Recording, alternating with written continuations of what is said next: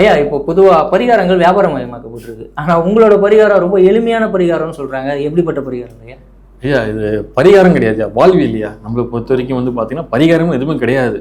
நீங்கள் அழகாக சொன்னீங்க, பரிகாரம் வியாபாரமயமாக்கப்பட்டிருக்கு. ஏன்னா நீங்கள் ஜாதகம் பார்க்க வர்றீங்க, ஒரு கஷ்டத்தில் வரீங்க. ஸோ அப்படின் போது நம்ம அவங்ககிட்ட பரிகாரம் அப்படின்னு சொல்லி இன்னமும் அவங்களுக்கான பர்டன் ஏற்றக்கூடாதுங்க. ஏன்னா அவங்களே ஒரு கஷ்டத்தில் வராங்க. ஐயா மாதிரி ஜாதகத்தில் பிரச்சனை இருக்குது, இந்த மாதிரி கடன் நிறையா இருக்குது, இதுக்கு என்ன பண்ணுறது? நீங்கள் சொன்ன மாதிரி லக்னாதிபதி கெட்டு போயிட்டாரு, இல்லை கால சர்ப்ப தோஷம், செவ்வாய் தோஷம் அப்படின்னும் போது நிறைய விஷயம் இருக்குது. ஏன்னா இன்னைக்கு காலகட்டத்தில் பார்த்தீங்கன்னா நிறைய பரிகாரங்கள் இருக்குது.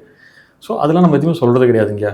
நீங்கள் சொல்லுவீங்களா எளிய பரிகாரன்றது இது சித்தர்கள் சொன்ன வாழ்வியல்னா, ஐயா டெய்லி உங்கள் வீட்டு பக்கத்தில் இருக்குல்ல, ரோட்டில் இருக்க நாய்க்கு பிஸ்கெட் வாங்கி போடுங்க.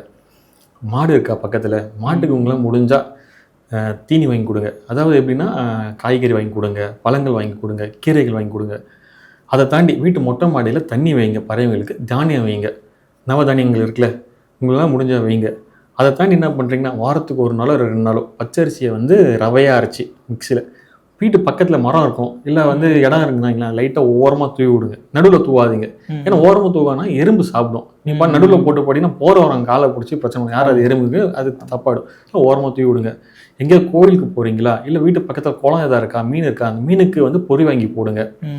மாதத்துக்கு ஒரு தடவையோ இல்லை மாதத்துக்கு 2 தடவையோ உங்கள் பொருளாதார ரீதியாக உங்களுக்கு என்ன முடியுமோ, உங்கள் நட்சத்திரம் வருதா அன்றைக்கி ஒரு 4 பேருக்கு சாப்பாடு வாங்கி கொடுங்க.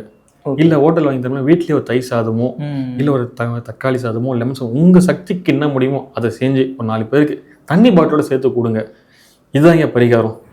என்னோட நண்பர் ஒருத்தருக்கு கால சர்ப்ப தோஷம்னு சொல்லி ஒரு ஜோதிடர்கிட்ட போனப்போ அவர் யாகம் வளர்க்க சொன்னார். யாகெல்லாம் வளர்த்து பார்த்தா, ஆனால் அவனுக்கு இன்னும் எந்த இதுவும் நடக்கலை. இப்போ பரிகாரன்றது பார்த்தீங்கன்னா ஒரு விஷயத்தை பைபாஸ் பண்ணி வைக்கிறது. ஓகே, இன்றைக்கி ஒரு விஷயம் நடக்க போகுது, நம்மளுக்கு ஒரு தீங்கு நடக்க போகுது அப்படி இந்த பரிகாரம் அப்படிங்கும்போது லஞ்சம் கொடுக்குறது தான் இது. ஓப்பனாக சொல்ல போனால் லஞ்சம் கொடுக்குறது அப்படிங்கும்போது அதை பைபாஸ் பண்ணி வைக்கிறது. இன்றைக்கி ஒரு விஷயம் தப்பிச்சிட்டோம், ஒரு கர்மா நீங்கள் தப்பிச்சோம் ஒரு விஷயம் பண்ணி, நாளைக்கு அந்த கர்மா நம்மளுக்கோசம் காத்துட்ருக்கோம்ல. ஓகே, இன்றைக்கி நம்ம ஒரு விஷயம் பண்ணுறோங்கய்யா, ஒரு வினை ஆற்றுனா அது எதிர்வினை ஒன்று உண்டு இல்லை. நம்ம கர்மம் அந்த மாதிரி தாங்கய்யா. இன்றைக்கி நீங்கள் இந்த பரிகாரம்ன்றீங்க, பரிகாரம் பண்ணால் ஜெயிக்குமா அப்படின்னா சிலரை கர்மாவை பொறுத்து நிற்கும். அப்படின்னும் போது இது தீர்மானம் தீராது. இந்த பிரச்சனை அப்படியே தான் இருக்கும். நாளைக்கு திருப்பி உங்களுக்கு தொட்டிக்கும் அது. அதனால் தள்ளி போகாது. நீங்கள் சொன்னீங்க யாகம் வளர்த்தினாரு அப்படின்னு, கல்யாணம் ஆயிருக்கு, நல்ல யாகம் வளர்த்திருந்தா ஏன் ஆகலை? அதான் தெரியல, அதான் உங்களுக்கு கேட்குறேன். இதுதாங்க, இது என்னன்னா நீங்கள் ஜீவசமாதிக்கு போகும்போது கால சர்ப்ப தோஷம் அப்படின்னும் போது நீங்கள் பாம்பாடி சித்தர், சர்ப்பம் சம்பந்தமான சித்தர்கள் நிறைய பேர் இருக்காங்க. பாம்பை கையாளுறவங்களாம் சர்பா சித்தர், அந்த மாதிரி நிறைய பேர் இருக்காங்க. நீங்கள் அந்த சில ஜீவசமாதிக்கெல்லாம் போக என்ன ஆகும்னா இந்த சர்ப்ப தோஷம் தீரும்.